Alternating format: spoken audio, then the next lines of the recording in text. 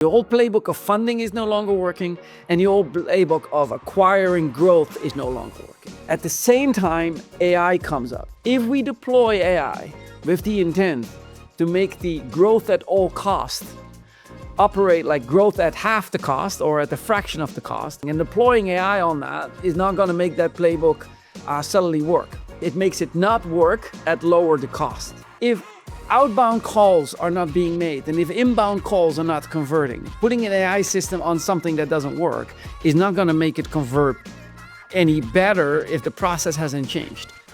So, we are back with our all-time favorite. You probably would have guessed it. It's not Raul. It's Jacco. We have Jacco back here with us.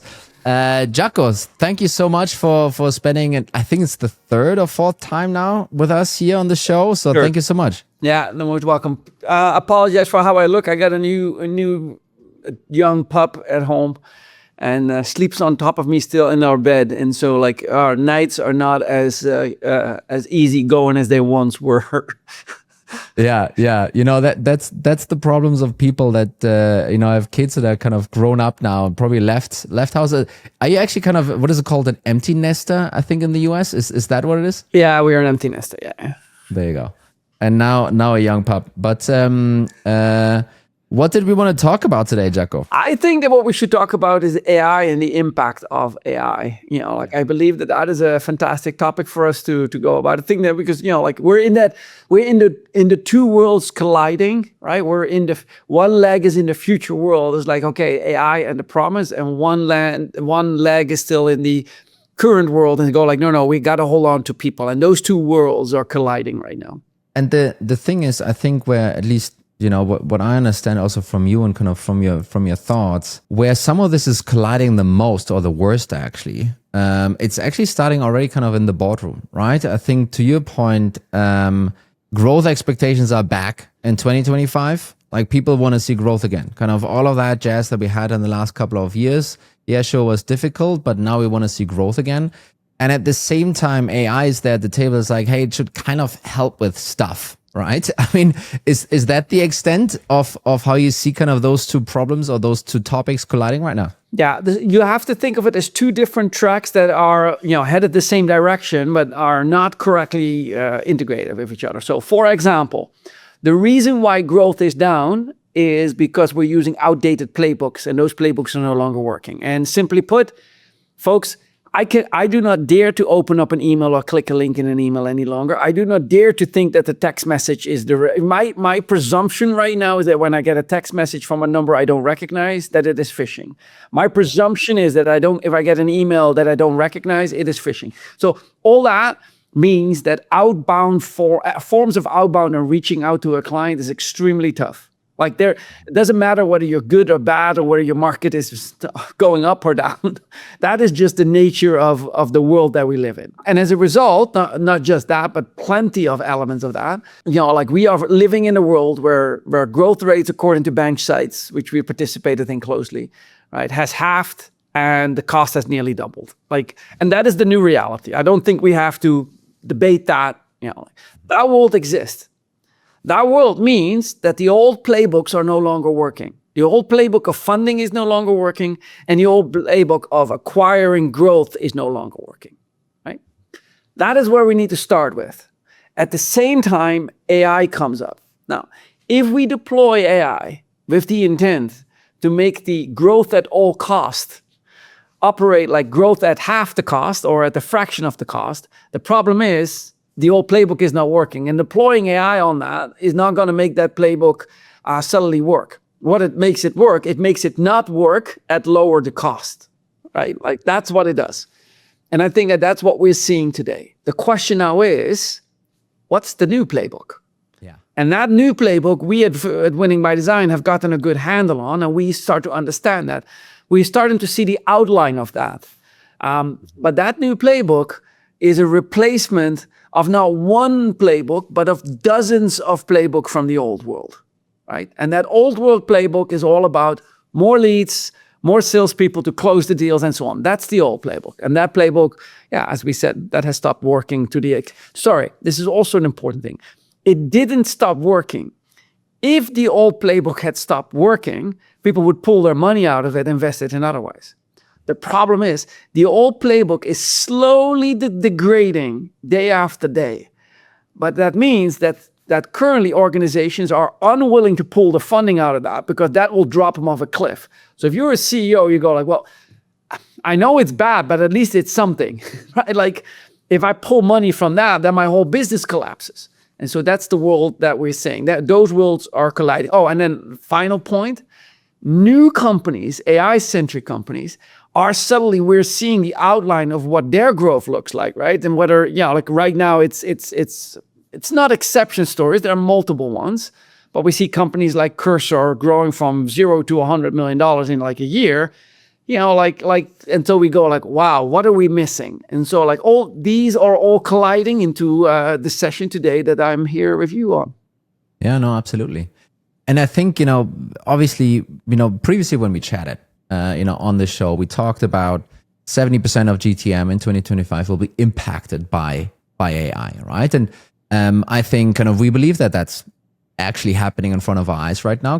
This is exactly what's happening. It's not, I think if we got a little bit further out, it's like, hey, it's going to replace 70% of people. That's probably misleading to think about it like this. But if you can take the whole bow tie, right? There's so many different opportunities where I can play a role. I think what we wanted to talk today about specifically is something super popular, but also a little bit controversial. It's the AI SDR, right? We've seen companies like 11x, Roll, and Project A. I don't know. Maybe we'll get some stories out of you in a second. Raise phenomenal rounds with tier one investors. We saw recently Artisan, which is a similar vendor, also raise a fantastic round. And I think even in your research, just scratching the surface was like 15, 20 different vendors going in this direction, right? So while there's a lot of hype, a lot of investor money going into it, a lot of POCs happening, we've also seen a lot of people being unhappy. And I think you can now either take this perspective of like, oh, all of this is trash and, this doesn't work and, this AI thing, let's throw this out the window. Or we can say, hey, wait a minute, maybe something went wrong here. And I think peeling back that onion today with you, Jacco, I think that would actually be quite a lot of fun. For me, what went wrong, you're executing the wrong process. If outbound calls are not being made and if inbound calls are not converting, putting an AI system on something that doesn't work is not going to make it convert any better if the process hasn't changed.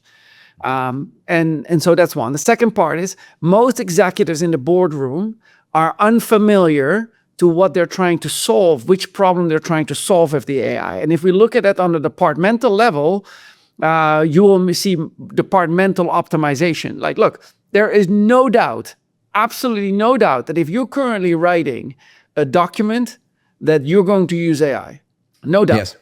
Mm-hmm. If you are right now doing any design, there's no doubt that you'll be using AI. All these things are already given, right? That doesn't mean that the whole thing will be developed by AI. Of course not. Like the fresh ID, the main thing in design is still created by an architect. But there's no doubt that if you're in legal right now, or if you're in you are using AI to an nth degree in order to make it better. And if you're not, then I'm sorry, then you're like that. This podcast today is not for you. But everybody is using AI already today. So that is now, if you compare that to where we were 2 years ago, that was still an outlier, right? In 2 years, we're all using AI. Okay, what are we using it for? What are you doing? And this is my point, is look, if you're doing in sales, if you keep focusing on the wrong playbook, you're going to get the same results. You're going to get them faster. Anything that AI does, it generally has the following elements. It does things in higher volume. Instead of one call, it can do 1,000 calls, or instead of one email, it can write 1,000 emails. We think things happen at a lower cost, making it available to thousands of companies at the same time that otherwise would not have access to it. And then number 3 thing, which is the misunderstood part, it does it faster. So if your systems didn't work the first place, it will now still not work, it just do it faster. And that's what we're seeing today. Everything is happening faster, faster, faster. And human beings have a hard time with that. So you've talked about obviously the case where the playbook stopped working. I also still see companies where the playbook still is working, or at least the company is growing very nicely. Even traditional SaaS companies, climate tech companies, whatever, fintech, B2B companies. Obviously for the companies where the playbook doesn't work anymore, maybe the executives are looking into changing something. I see the difficulty for the people where it's working really well.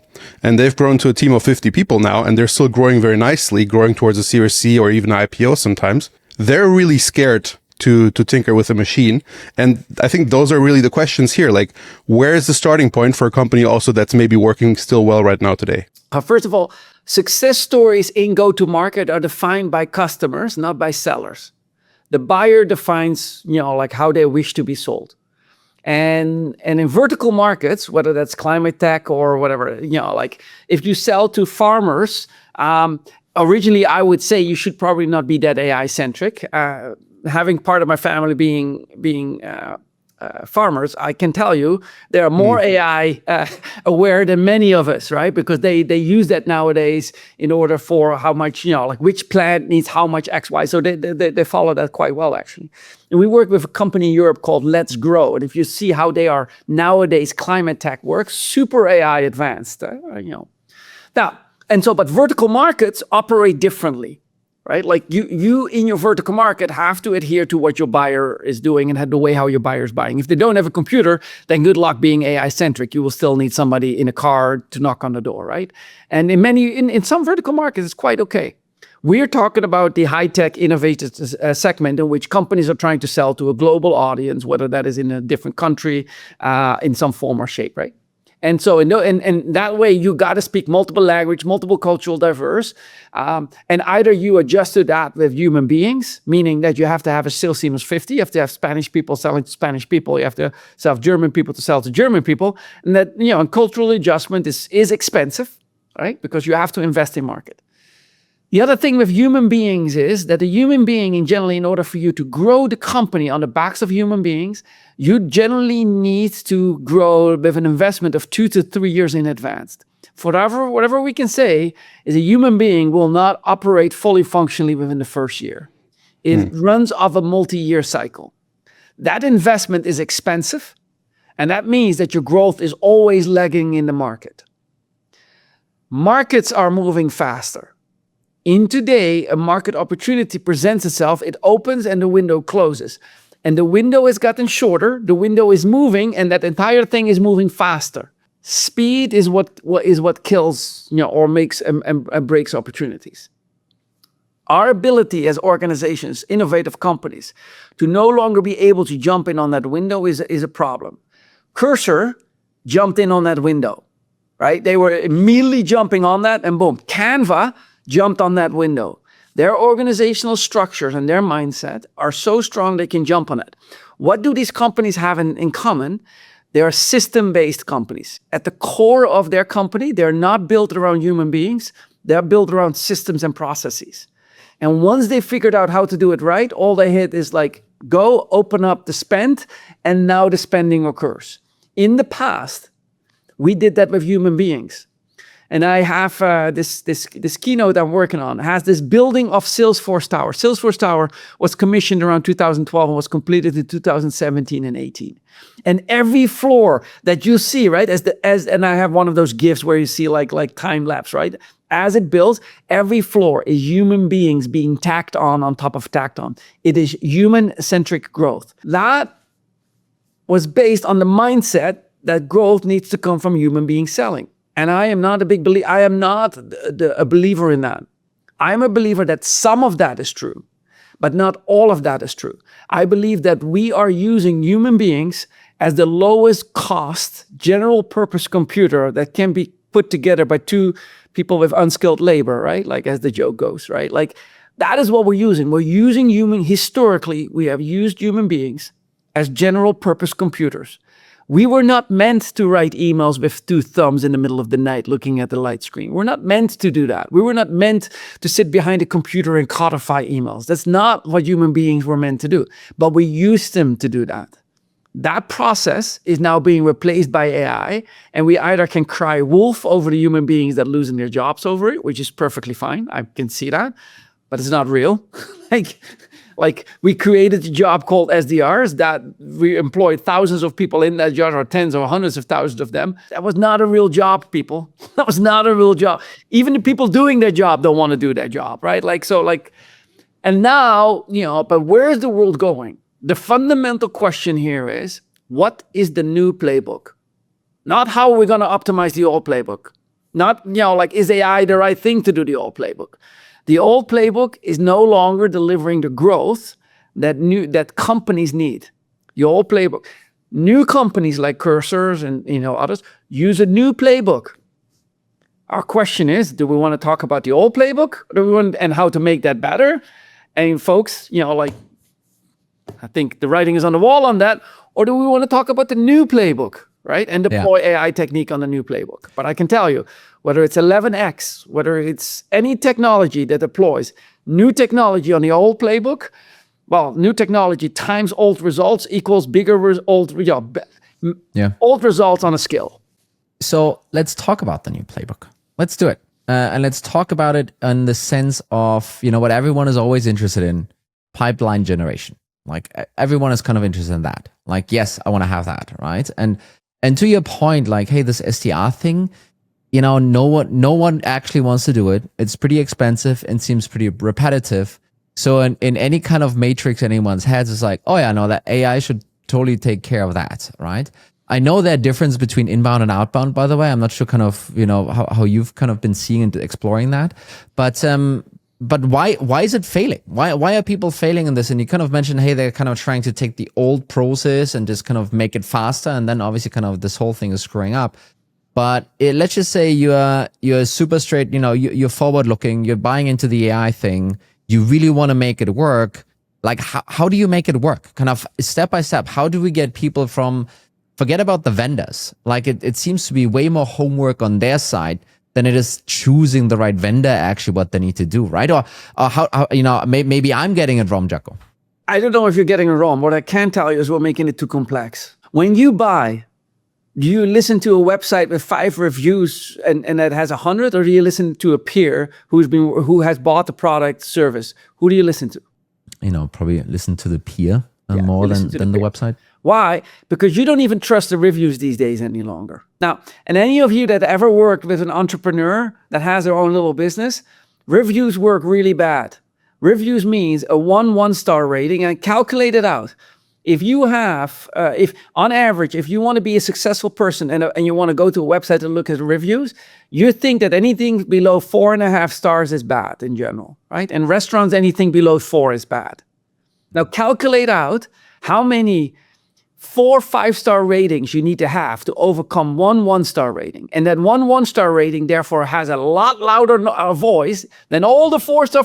One person needs to come in and have a bad day and leave you a 1-star.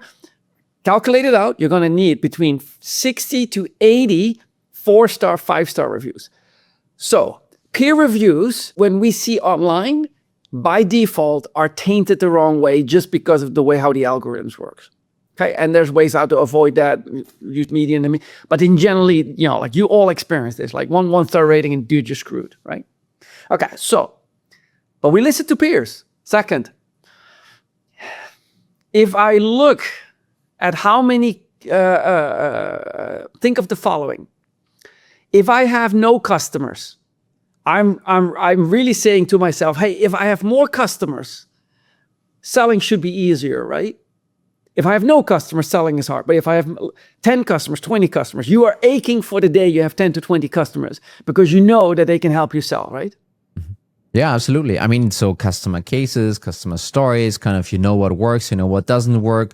Maybe you can even have like a reference call with someone. Like there are many reasons why having more customers is better than not. Right? So then I go like, okay, so if I have 10 customers, 100 customers should then be better than 10 customers, right? Okay. Yeah, I know where you're going with this then. So, but please tell us. So why can it be that the more customers I get, the harder growth is? Could it be that it has anything to do with the fact that our dollars in marketing and sales stays focused 90, 95 or higher % stays focused on acquisition. None of the dollars of investment shift proportionally to where the revenue actually is generated, which we know is retention and expansion. But none of those dollars is. Now, I'm not talking about companies below 5 million euros or anything. Folks, invest in acquisition. We all get that. Like early on, you need to, but if you're 20 and $30 million, we work with companies at $1 billion plus who still are maintaining 90, 95, 98, 99% of all their investments focused on acquisition. I sit in boardroom meetings where the main thing is, hey, what do we need to change on the comp plan of the sales people in order to drive growth? You got your customers. And so simply put down here, what we are experiencing a shift in the world that customers saying, enough is enough. I don't want to be sold any longer like that. I don't want to get that spam email. I don't want you to talk to me on LinkedIn that way. You know what?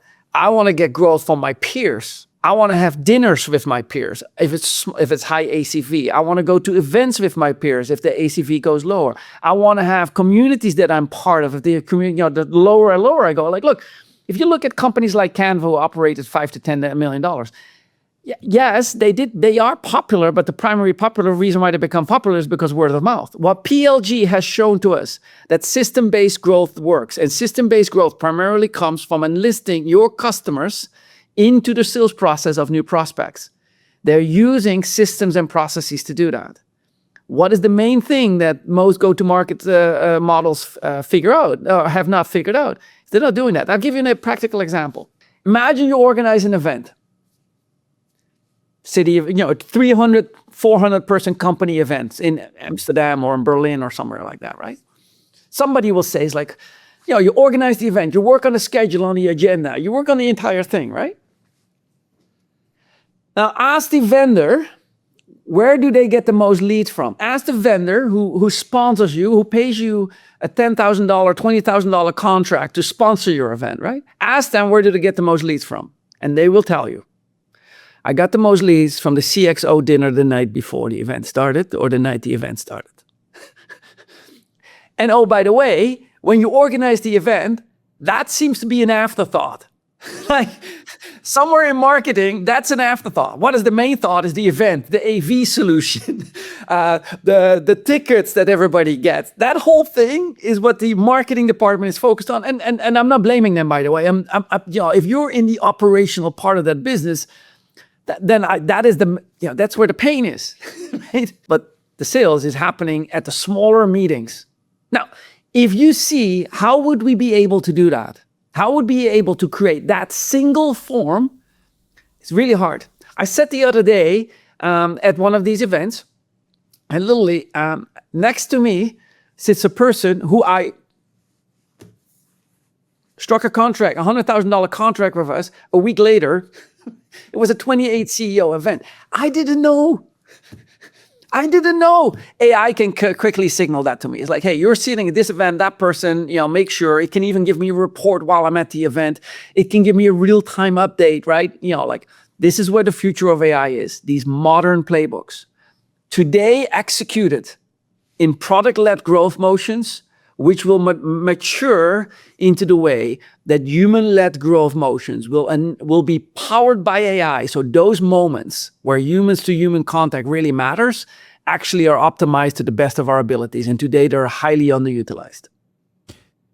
So let me just try and kind of piece together what you said here. We started out like, hey, let's talk about this SDR thing. And they're like, you know what, Tony, old playbook or new playbook? I was like, oh, let's go for, please, a new playbook, Jacco.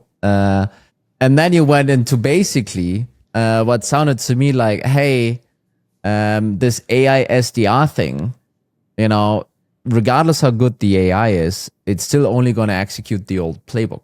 Is that what I'm hearing you basically saying, right? Kind of is that's the flaw.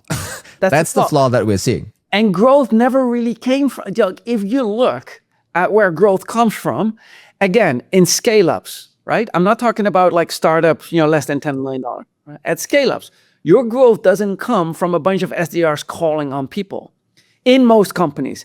Vertical markets aside, if you are selling to trucking companies and you're selling to a local trucking company in Arkansas or somewhere in the middle of the world, I get you that there's a person who picks up the phone. Outbound is the right way. Outbound phone calls is the right way to go. Better yet, barbecue for half of Arkansas may be a better way to go. Yeah. But point being is you map to it. But in the general world, where we need to get to a large amount of people, a relatively high volume of sales at the low ACV, you need hundreds of customers a year to thousands to 10,000s of customers a year. Okay, you need a new approach. And that SDR approach won't fuel the growth that you need to the same tune. Now, if you pull all your SDRs and that growth falls to zero, yeah, people are going to panic out of that, right? That's what they don't want either. So you need a parallel play that you start up rather than waiting for the SDRs to turn around or expecting AI to make the AI function work. Sorry, the SDR function work. Going from where we are today, maybe let's get practical here a little bit. How do I look for the best place to start there? So the future, we understand that. We understand where we currently are, and that's not the thing anymore. But how do I start? And which cases are the ones that I can, first of all, have the potential right now to realize, but also maybe have the ability to have a good start with? Okay, so Rahul, help me out, right? So what was the playbook that what is the playbook that I just came up with? Give or take. You call it human-led growth, powered by AI. Okay, but where do I get my leads from? In-person events, you said, events, whatever. True, but still, where do they come from? Who generates the leads? People. Which people? Well, in that case, I don't know who goes to which event. I guess it's executives, salespeople. But essentially what I'm saying is customers. Yeah. Okay. Now, Rahul, no offense to you, so I'm not meaning this in the wrong way, but the fact that it took you that long to come to customers is the problem. We think everything except customers, right? And I can tell you where that comes from. It comes from the moment in time during the mid-2000s, early 2010, 11, 12, in those days, CEOs of companies, or founders of companies were, cap reversed coders. Mid 2015, 16, they become financial engineers. The CEOs of companies become financial engineers because they know. Now they team up with the founder, don't get me wrong, but they take control of it. 2018, 19, 20s, we're shifting the technical founders to the side. With tip of the cap to Eric Yuan as an exception to Zoom. But everybody else is just, we're financial engineering. Why? Because we believe that growth will come from recurring revenue and growth will come primarily by funding. Our view on customers and what it has to do with growth has actually diminished. And it doesn't matter, like having sat in many boardrooms and still am, that still is the prevailing mindset. People don't think about customers the way they should think about customers. Right? They're not. Yeah. They think about growth and they think about comp plan for salespeople and they think about like that. That is what like 90% of the boardroom goes about, right? The NPS score like whatever is reported is like, oh, great, we're doing great. All it is a red flag, right? So none of that. We're not focused on customers. We're not. Like, I don't know which language I need to tell that to people, but that's the problem. It doesn't come as a top product, comes as a big thought, but customers are not. Now go talk to Canva.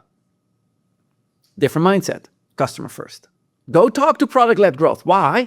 Data-driven. They see it in the metrics. Their metrics are usage per week, usage per day, right? Like they are, the way they look at it and the engineering that they're doing is around the customers. And product-led growth works really well in developer markets, Cursor, GitLabs, and so on, and works really well, low price, high volume based things, right? Like Canva and, like in the original PLG company, I would argue is Dropbox and the like. And so you'll see that works really well. So that's thing unpack number one. Mindset change needs to shift to customers. Number two, your best leads come from customers, not from logos, from customers. I want you to think that users are the new buyers. Users are the new buyers. If we think with that mindset, then to give you an idea, think of an arrow going from the right side of the bow tie and going back to the left side of the bow tie. Like I have acquisition, which is happening all on the left. I have retention and expansion, which is happening all the way on the right side of the bow tie. And now I'm drawing a new arrow that goes from the right side of the bow tie, crosses back to the left. Users are the new buyers. Now they voice that and they enable peers with that. The moment I say users will drive your pipeline, we start to think about it. How will users start over? Now, if I tell you conversion rate, lead to opportunity conversion rate, what is that? People will say it's 2%, it's 1% or something like that, right? Okay, I got it. Is it trending up? Oh, it's trending down. Got it. Okay, what is the conversion rate from the right side of your users to the left side of your users to pipeline? Go ask that a regular company, like not a PLG company, a regular company, and they will go like, wait, what? We don't have that. We don't track that. Okay, we got a problem because that's where growth is coming from. And you're not tracking that. You don't have processes for that. You don't have campaigns for that. I mean, you organize a user conference every year, right? And you're still debating whether you should lead, how many percentage of new opportunities you should lead into, right? Like this whole mindset is what AI is going to help us, because we human beings have not been able to figure that out. And that's like the main mindset is different. Today we live in a world where AI is doing what we are currently doing and what we have been doing in the past, and so on and so forth. In the future, AI will help us what we are unable to do. And one of the things that we are unable to do is that. Can you just, maybe it's just me lagging behind, but can you make the connection? So the whole PLG user approach makes all sense. Like, absolutely. Referrals, that's the way to go. Or it's like a very, very word of mouth, very cheap way to grow. And I think, to your point, I would say that, companies like Cursor, Lovable, and, Bolt and what have you probably have been benefiting from this immensely, right? But what I currently don't get is like, can you get the AI piece back in here? Because it's not like that this has to be here, right? It's not like, oh, it's just a technology. It doesn't have to be in this part, but you kind of made the connection yourself. And I just wanted to kind of double click on that, so I totally get it. So what's the AI connection here that will basically kind of help us figure this out? Let me make this clear. I'm a human being. I'm doing a customer survey. I'm calling up 20 people to get an opinion, right? I get that call, I write it, I log it, I summarize it in a report. How accurate am I going to be? Okay. Yeah, pretty poorly probably. Pretty poorly, because I have a human interpretation on it. Mm-hmm. I may even have like my own voice in it. No. Jennifer was off that day. That wasn't really a bad call. We're not going to give Jennifer a once, right? Like we're going to play telephone, right? Like telephone. The third person who gets it, like what is still true. AI will give you a super accurate feeling to it. If you ever work with an AI system today, and you talk to it, you're kind of like, you're so blunt that you think you're rude. Right? You're giving it actually an honest opinion. Okay, so one, right? How long does that take? Often it takes a customer, group, like you're gonna get a lot of customer feedback that takes 3-6 months before it propagates. So that loop that we're closing, existing customers help us learn who are the better customers, gonna take us months before we get that. Okay. Like I said in the beginning, the markets are moving faster. Now, I don't want to have like, oh, I placed a call to a customer and immediately get a response back from an AI system. How was the call? Was Jennifer on point? Right? Okay, that's a little too much, right? So, but what I can do is per today, I can learn from my customers in the month of, we're April, right? In the month of April, what were the right customers and what was the topic they wanted to talk about? What was across the 200 gong calls that I recorded in the month? Give me the trends. Now, what were the questions that left unanswered? What were the top 3 questions? Okay, how do we train the salespeople right now to talk about that? What were the use cases the customers were asking for? I want instant is within our world is 30 days will be fine for the time being, right? AI can help me with that right away. I can close the loop from the right side to the left side. Simple example, right? Now, if I now connect the left side of the bow tie, a targeting with the feedback from the customer, and then now get agent 1 tells me, hey, in April, these are the new trends. And it hands it off to agent number 2. And agent number 2 says, adjust marketing spend towards these words, this, and this. Look, it's the old world combining with the new world, but I'm starting to see how this is going. I am targeting my customers now based on what my current customers are creating great benefit from. I am using my customers in order to generate pipeline. Okay? Now, this is a very early place where we would start. What we will end up with is closed loop systems that are constantly listening and learning and going along. Again, That doesn't mean that we're going to fly blind on that. Human beings are very good at finding niches that can be optimized, right? But today we find those niches too late, right? And it takes us too long to capitalize on those specific opportunities. And as a result, companies are no longer being able to create that growth.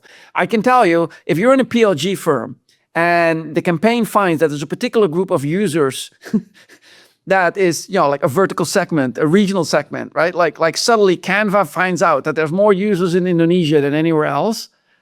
Within 30 days, the campaigns will be geared towards Indonesia and they will be harvesting fantastic users. Like they won't take the time to hire the salespeople in the region, set it up, like that will take a year to 2 years. No, next month we're optimizing Indonesia. That's the mindset that we're going, the speed that we need to operate with. But it's not only the speed, right? It's also the really trying to find ways and systems to harness and operationalize the insights that your customers are kind of giving you, right? Kind of to a degree, right? Kind of not only from where they are and how big they are and what kind of company they are, but also like, who of them is actually most engaging, more interested, kind of what are they talking about, how we can get more of those, right?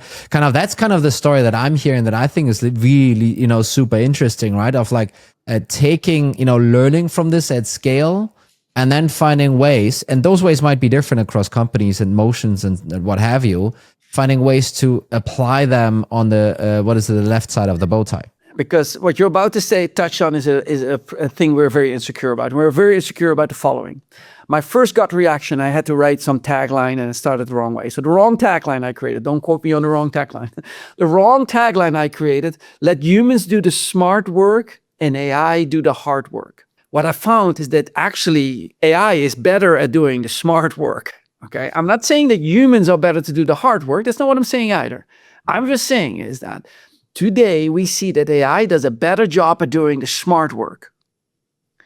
Okay, what is the role of the human beings then? Because I had to change that quote. And I changed it to the followings. Let human beings do the work where it matters most. And let AI do it where it scales the best. Scaling, costs, volume, speed, and so on. Intelligence. But intelligence is not, like we are not having great,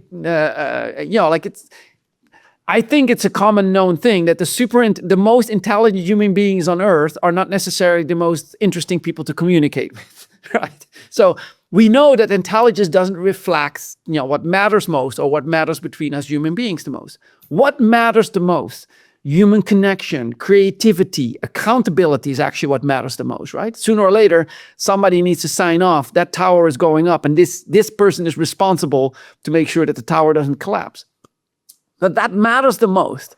What I find is like what matters the most today, human interconnection, creativity, accountability, cultural adjustment, and so on. That matters the most. Let humans focus on that. So are we going to get the bow back to SDRs here, or should we just, kind of throw this out of the episode? Let me say it differently. I think the SDRs are the one who kickstarted this conversation. And therefore, it's a fantastic place to have that as part of this. But look, if I tell you that the growth of a company depends on a bunch of new people inside your organization that with the lowest level of education on the topic and the lowest understanding of the market and the lowest understanding of the customer, that's what we should depend our growth on, then I believe it's the wrong thing. And it's unfair to them. That's completely unfair to them, right? And that is the world we lived in. Why? Because it scaled so nicely. I could take low-cost people that didn't cost me any money and I could build a company on the back of that. Well, those days are over. I believe that all playbook is gone and the new playbook says you got to do tougher stuff, and the tougher stuff AI can do. But also what you're saying, right? Kind of, it's not that the old playbook is over because, I don't know, for some reason we decided it doesn't work anymore. It's because the prospects and buyers are rejecting it. Kind of that's actually the reason, right? Kind of it's to your earlier point, and it's the same with me. If I get a text from a number that I don't know, it's like, oh yeah, it's probably, oh, where should I put in my password, dear texter, right? I mean, it's like, it's obviously some kind of a scam immediately, and or whatever email you get, it's like obviously some kind of an outbound thing. And because we now have this filter built in, kind of that's also to your point, that's kind of the reason why some of that playbook just doesn't work so well anymore, right? again, you can probably kind of move away, and it's like, well, there are probably some sectors where it works. There are some areas where it works. There's some stages in an organization where it might still work, right? But as a whole, what we're seeing, kind of that approach is just getting harder and harder to execute. Let me say it like this, right? Selling timeshare with an outbound email still is going to be a problem. Selling timeshare while the person is at the point of destination, looking at the room that would be their room, I can see that still works. I can see that. You're on vacation, you like it, you have a new dream, you're like in an inspirational moment. Yeah, I can see how that works. But not via email and, And I'm using the B2C commercial timeshare sale, right? Yeah. I'm also seeing what is really powerful, what you mentioned a couple of points before, just the sheer amount of potential coming with this hive mind, with this memory that AI can have. When it comes to obviously unstructured data, what's happened in the conversation, what's actually been talked about, and what the topics are that should be talked about now. I think this is, even if you're an avid denier of AI, like this is really hard to deny. And I think some people are still approaching kind of wrapping their head around what possibilities that entails. So in a world where you have that hive mind, like what will that bring us? I want to give you an example. So Winning by Design has a method called SPICED. S stands for situation, P stands for pain, I stands for impact, CE stands for critical event, and D stands for the decision process. And decision process, decision criteria, and decision maker, SPICED. Okay, SPICE is publicly available. In fact, ChatGPT is very well trained on it. I want people to do the following, right? If you're listening to this, I want you to take the transcript of this call of a customer call. You have a transcript of a customer call, something, right? You upload that in ChatGPT and you ask ChatGPT, can you run the Winning by Design SPICED analysis on this particular customer transcript? And it will give you, the situation that the customer is experiencing is this, the pain that they're experiencing is blah, the impact that they want out of that is blah, blah, blah. Critical event was not mentioned, but I believe it was blah, blah, blah. And the decision process, blah, blah, blah, we follow this XYZ. We now have made a customer conversation machine readable. Okay. Now I can use that SPICED and run another 15 calls and also say, do you do that for SPICED? And can you do that for SPICED? Can you give me SPICED analysis on that call, and that call, and that call? I now have 15 SPICED analysis on call. That means I now have 15 calls that an AI system looked with through the lens of a framework and categorized. I can now say, summarize that for me. And I now get a coherent report. This is the situation and this is the pain. I can hand that off to my marketing department and says, hey, can you target that group particular on that? Is our website geared towards that? Essentially what SPICED is doing in this case, it is making human conversations machine readable, okay? Now, when we originally conceived SPICED, it was because the SDR needed to hand the call off to the AE and the AE needed to hand the call off to CSMs. And so it was important that we all spoke the same language so that the telephone play, it would have the highest resolution of the signal. Now today, I need the human to AI interface. I need the humans in the interface to connect with each other. Because, AI systems are constantly listening to a Gong call or listening to a Fathom call or listening to a Grain call or listening to any call, right? They're listening to that, they're archiving that, right? And so right now, post-call, I need an immediate interface like, that was the SPICE, and I can categorize and not gosh forbid, but everybody will file it to CRMs. What happens when AI steps in, like what we're seeing with OneMind, and they're in a real-time call? I mean, they're literally sitting on our call right now. What we're doing with OneMind right now as a technology is they're listening to our calls, and I can literally say, Jack, can you go off mute? Raoul and I are currently about this topic. What do you suggest? Now suddenly we have real-time SPICED analysis of the call, situation, pain, real-time relevance, and it may say, Raoul, hey, I see that you bought over the past 3 weeks products XYZ from us, or at least your peers in the business did.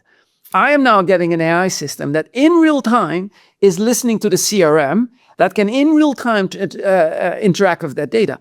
Look, when that occurs, Raoul, you and I are having a different conversation, and that includes pricing. Because if if I now talk about SOC compliance, I would say, Jack, what is the rules of our SOC compliance? Blah blah blah, and then you will ask, oh, do you guys adhere to blah blah blah? And the AI system will tell you what our SOC compliance on that specific. Like, am I supposed to know? Right? Okay. Now think about that in price.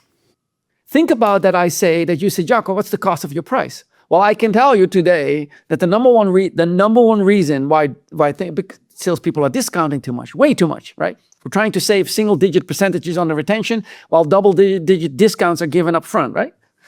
And so why am I still talking? Why you and I can simply ask Jack, what's the price for like 15 seats of this? Jack, what's the price for that? And you and I are pinging our AI system on price. And it doesn't discount. Well, it gives you, look, I have always am a big believer, Raoul, that a discount given to a specific customer is a disrespect to all the people who were willing to pay full price, right? And yes, there are cultures that think that this is an art, fantastic, celebrate it, go ahead. I just like that everybody gets the same price, right? Like, and there will be discount based on volume, based on this, or there may be discount based on current demand and offering, right? If I'm a consulting firm, my trainers may not be deployed this month. Okay, I'm willing to give you a price this month, this price. Like this whole nature suddenly starts to change. That's AI. That's the dynamics of AI, that the world that we're entering. And my point is that if we go back and we think that AI is going to be SDR calls and stuff like that, like folks, we're just not getting it right. We're just executing an old playbook at a lower cost, and we already knew that playbook didn't work. So having an eye on the time here, I unfortunately to interrupt our little chat here. And, we started this conversation now talking about, AI and SDRs and all of that stuff. And our wonderful Jacco here took us on a journey that took us really far away from that, which is fantastic. So really to wrap it up, it's not only kind of thinking about, hey, how do I implement AI? It's also, well, what does the new playbook look like? And for that new playbook, how can I leverage AI for that, right? And as per usual, Jacco and Winning by Design can obviously help you with those kind of topics. But otherwise, Jacco, thank you so much for basically being our MVP here, and thanks for spending time with us. Look, I think to close on this, I think that we are in a moment of transformation, and this moment of transformation, started at in 2021. We should have started it at 2019 and 20, but COVID put a damper on it and accelerated us further in the wrong direction. Then we started that in 2022. At the same time, AI came in. Look, we did not know in 2020 or 2000. I didn't know about ChatGPT until it came out. Late 2022 or something like that, in that time frame. So these are two different streams, right? Keep in mind, those two. We are now in the world of chaos when those two worlds are colliding. And in one hand, we want to hold on to the human-based processes, and on the other hand, we're not used yet to the AI. What I can tell you is the determining factor of success is not how well AI will do. It won't be. That will go faster. The determining factor of company's future success is in your human's capability, in your executive team, to understand what is going on and to make investments today so that you can go faster in the future. It is the human beings who will slow growth down. That's the understanding that we're headed for, and that's we have a tendency to have about, I think, a podcast once every year. So let's see next year how in that point in time will be in 2026 to see how well that stuck. Let's do that. There you have it. Thanks for listening, Raoul. Thanks for kind of being part of this. And then see you next time. Cheers, boys. Thank you for having me. Before we wrap up here, you shouldn't miss out on my discussion with Amos, the CEO of GetSwan.com.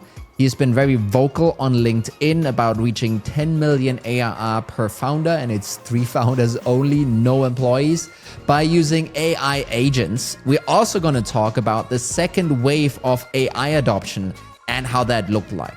So if you don't want to miss it, hit that subscribe button and see you next time. The biggest misconception of people who are looking from the outside is that thinking, okay, they're just hiring digital workers instead of growing the team. It's not about how can we add an AI SDR, how can we add an AI support rep. It's not about abstracting away the relationships with our customers so that AI could take over everything and manage it for us. This entire notion of building an autonomous business is designed around changing the operating system of your business, around unlocking that 100x growth out of the same human stack.